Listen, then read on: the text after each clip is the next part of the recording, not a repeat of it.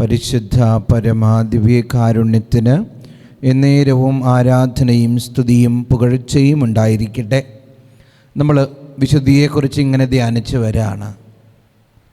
വിശുദ്ധിയിലേക്ക് ഒരു ആത്മാവിന് നടക്കണമെങ്കിൽ പാപങ്ങളെക്കുറിച്ചുള്ളൊരു ബോധവും ബോധ്യവും ഉണ്ടാവണം. മറ്റൊരു വാക്കിൽ പറഞ്ഞ സുബോധം ഉണ്ടാവണം.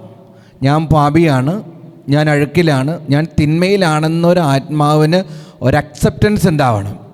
എങ്കിലേ വിശുദ്ധിയിലേക്കുള്ള അനുതാപത്തിലേക്കുള്ള പടികൾ ചവിട്ടിക്കയറി ഈശോയുടെ അടുത്ത് വസിക്കാൻ പറ്റുള്ളൂ.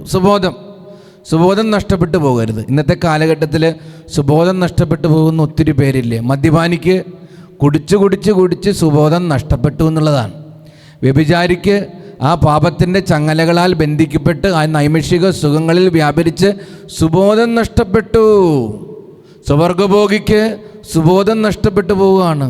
വെറുപ്പിൽ വല്ലാതെ ആത്മാവും മനസ്സും ഒക്കെ നിറഞ്ഞ വ്യക്തിക്ക് സുബോധം നഷ്ടപ്പെട്ടു പോകരുത്.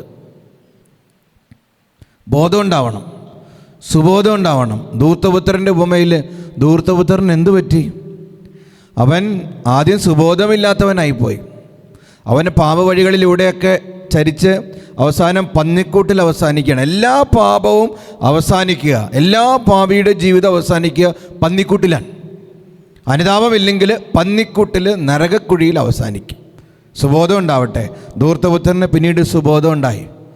പിതാവേ, അങ്ങേക്കെതിരെയും സ്വർഗത്തിനെതിരായും പാപം ചെയ്തു പോയി, എന്നോട് ക്ഷമിക്കണമേ എന്ന് ധൂർത്തപുത്രൻ കരഞ്ഞു പിതാവിൻ്റെ മുന്നിൽ മുട്ടുകൾ മടക്കി.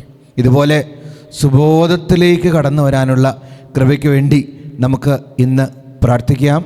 മെസ്സേജ് ബോക്സിൽ ടൈപ്പ് ചെയ്യണം, ഈശോയെ, എൻ്റെ ബുദ്ധിയെയും എൻ്റെ ജീവിതത്തെയും അങ്ങ് പ്രകാശിപ്പിക്കണമേ എന്ന് ടൈപ്പ് ചെയ്യണം. ദിവ്യകാരുണ്യനാഥൻ നിങ്ങളെ അനുഗ്രഹിക്കട്ടെ.